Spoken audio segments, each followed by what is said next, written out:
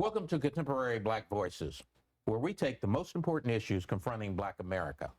Our discussion features our regular panelists, the lovely and smart Dr. Sharon Michael Chadwell, New York Times bestselling author Caleb Alexander, and the writer Fred. I'm Chris Dawkins, and I'll be your host for today. Today is the onset of Memorial Weekend, and we'd like to focus on the military. Our guest is Chris Pittard, who is a former major in the Army, and join me in welcoming our guests and our panelists, Chris Pittard. Well, good morning. Thank you for having me here today. My name is Chris Pittard, and as you said, I was a major in the Army. Served as an infantry airborne ranger officer while I was in the Army. Got out in 1992 to go to law school, where I practiced employment discrimination law for about 26 years. During my time in the Army, I served in various units, including 3 company commands, where I commanded soldiers in Fort Hood, Fort Benning, and also here in San Antonio and Corpus Christi. As a result of my experience in the military, I wrote a book called If You Ain't Ranger, You Ain't. And this book is about my experiences becoming an Army officer and also becoming a United States Army Ranger, which at the time was near the peak of being an elite soldier in the Army. I also attended Command and General Staff College, where I got my master's degree in military arts and sciences, which most people don't even know exist. But as a result of being there, I wrote a thesis dealing with the changing demographics of the Black male in America and its impact on the Army Officer Corps. So I've had a lot of experience in dealing with both the demographics and the information having to do with Black folks in the Army and how the Army has been effective for them or not for them. So I appreciate the opportunity today to talk about that sort of subject. Thank you so much. I'm going to take this opportunity. We talked about something offset that I thought was very important. And you talked about how Memorial Day was actually started by Blacks. Can you elaborate on that a little bit? Yes. On May 1st of 1865, the Black soldiers from various colored regiments, like the 54th as an example, got together to honor their fallen from the Civil War. They called it Decoration Day. And that was the first time that people had gotten together to honor the fallen from the military. Eventually that morphed into Memorial Day, was appropriated by the United States government, as many things are from African Americans, and became the Memorial Day we recognize today. But it was first started by former slaves who had served in the Civil War. Sure. Caleb, did you have a question? Yes. So again, thank you again for being here, Chris. And so my question was about the military as it is today. And so the opportunity, what you see as far as the opportunity for young African-American males in the military, as far as some of the career choices, some of the overall opportunities. And do you think it's still a good career for young Black men in this day and age? I really do. And one of the reasons I do is because of the opportunities that are provided not just by the Army, but also by the military as a whole, at both the enlisted and the officer level. As an example, in the military, in the Army, let me say Army, there are over 190 military occupational specialties, from being an infantry soldier all the way to being a computer cybersecurity person in military intelligence or something along those lines.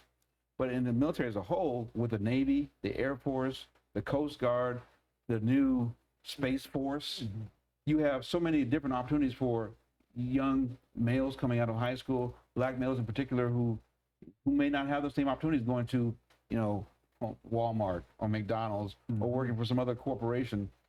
The military gives you the opportunity to move up as well. They train you how to be a leader. They train you in whatever it is that you're going to do.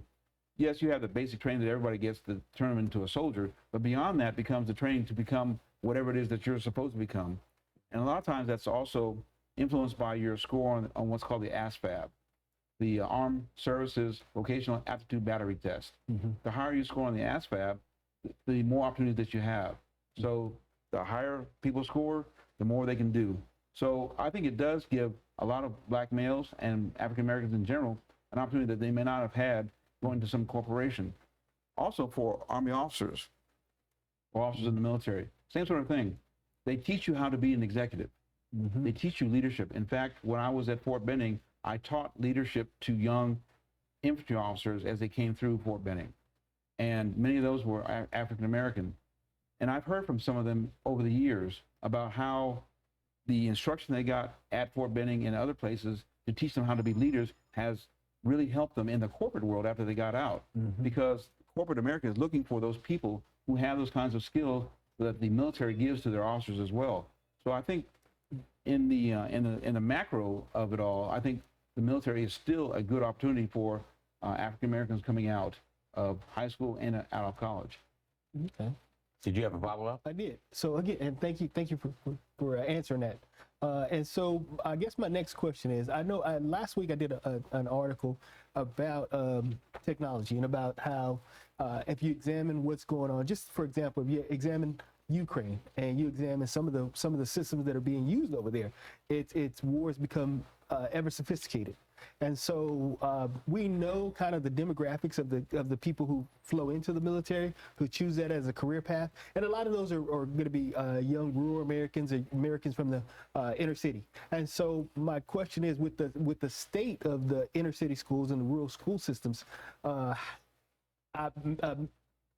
that career path, the school system is kind of become maybe a national security issue because of the test scores, the lack of STEM programs, and the sophistication of the weapon systems that they'll be using. So how invested do you think the DoD should become in inner city school systems that are attended by rural or urban or just minorities in general? That's an interesting question. I had not thought about the investment of DoD into those sorts of courses or programs at the urban or rural level. One thing I would look at is, one, we have a lot of JROTC programs, and if people are not familiar with what that means, that's Junior Reserve Officer Training Corps programs in high schools. And various high schools have different programs from the Army, for the Navy, and for the Air Force. I could see that being kind of a conduit or a pipeline for those kids who might want to aspire to a military career, that they get additional training while in high school and some of the same sorts of systems that you're talking about that may enhance their ability to perform well once they got to the military. Because you're right, in a lot of situations, technology is what's driving how wars are fought. The bottom line, though, is unfortunately people like me on the ground. In the infantry, we were known as the tip of the bayonet because we had to be the ones that are putting our lives out in front to take ground and hold ground, which is the basic tenet of war. Everything else is really to support that tenet. Okay, so when you see them talking about the hyper wars that are going on and the technology of shooting down aircraft, and all that, that's to ensure that the people on the ground can do their job. So the technology we're talking about primarily is for support. Now, there has been more advanced weaponry for even infantry soldiers, but not to the same degree that you're talking about. But I think there needs to be some DoD investment in potential persons coming into the military. Now, I wouldn't say across the board, because that might take an outlay of billions of dollars. But if it's more focused on those who already have shown either an aptitude or an idea of aspiring to the military, I could see the DoD definitely putting some money into those kinds of programs. Chris, Fred would like to... Yeah, just ask you, if you look at our history, blacks fought during the Civil War, what we get from Jim Crow. Fought during World War I, as you mentioned, soldiers came back, still had Jim Crow.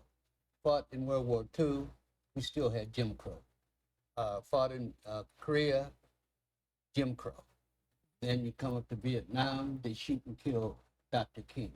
You come to today, and they're shooting and killing our kids in the streets. Is it a contradiction for blacks to fight for this country?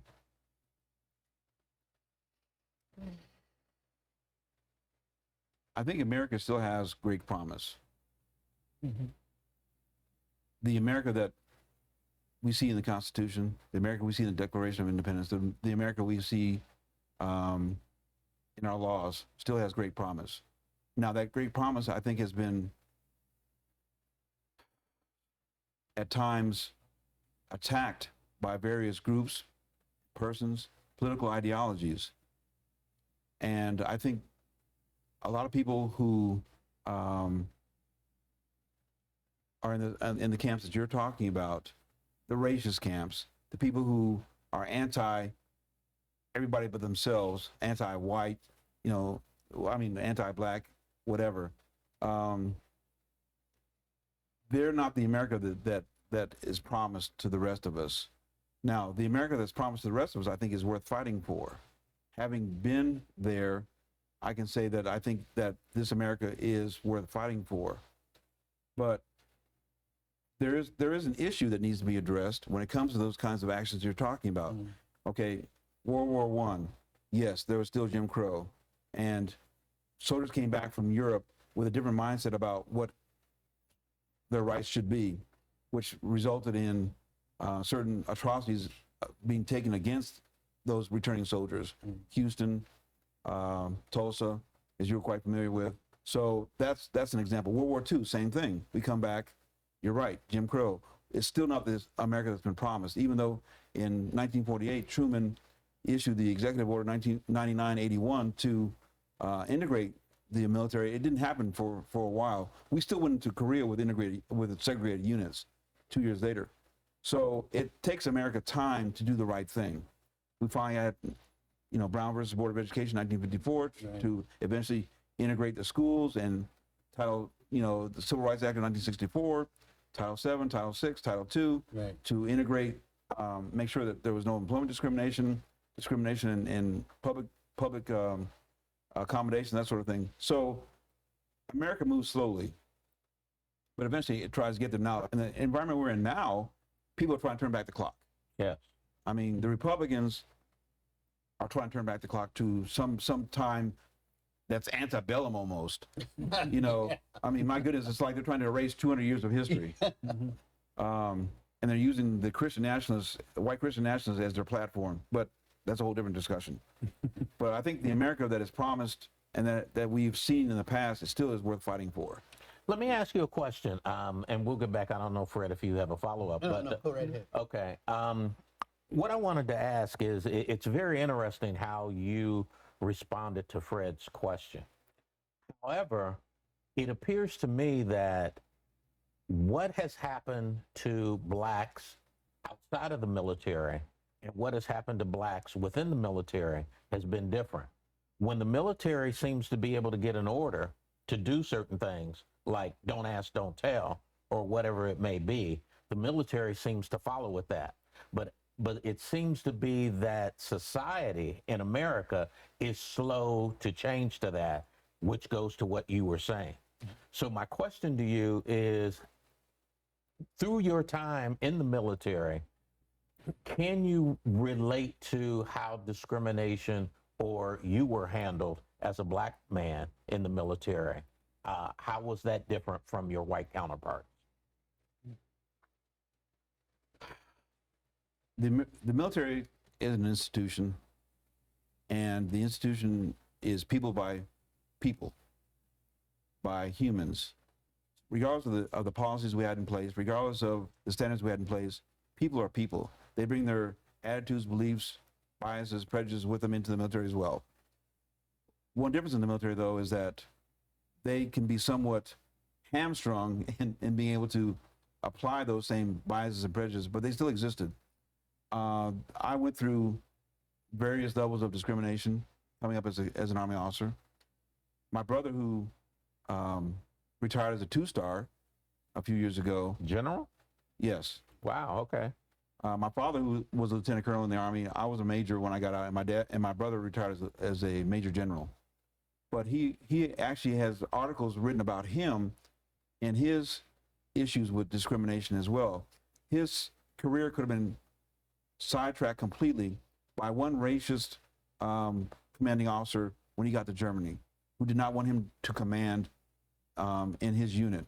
But when that guy finally was relieved of command and someone else came to take his command, that person immediately put him into command, and his star started to rise at that point.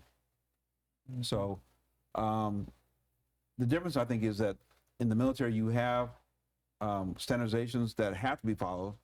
At times that they will, diverge from that. Out in America, though, there's too many factors. So I don't think that you really can compare the two.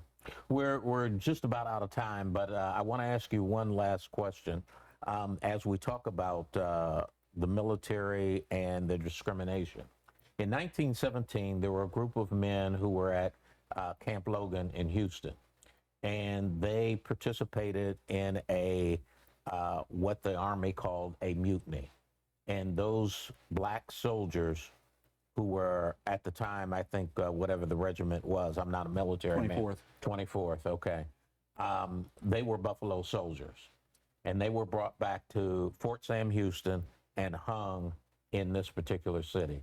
Is there anything that you can tell us about that before you leave? There were 156 of them that participated in that particular incident, and it was brought upon. It was brought about by the discriminatory conduct of the Houston Police Department and the way they were treating not only those soldiers out there at Camp Logan, but also black people in the city of Houston. And they finally said, we've had enough of this. Yeah. They stood up for their rights, and as a result, some people were killed. In the ensuing difficulties, and I guess it was 17 of them, or 19 were hung here in San Antonio, and they didn't have the rights of due process that normal people would have. Even in the military, they didn't have it. They didn't have it certainly in civilian society as well. So, but they stood up for their rights. Again, these are soldiers that came back from World War I that were tired of the way they were being treated here in Texas. We're going to have to stop it there, but I want to thank our guest, Chris Pittard, for participating today. And when we come back, we're going to talk a little bit more about this mutiny that happened in 1917. Thank you very much.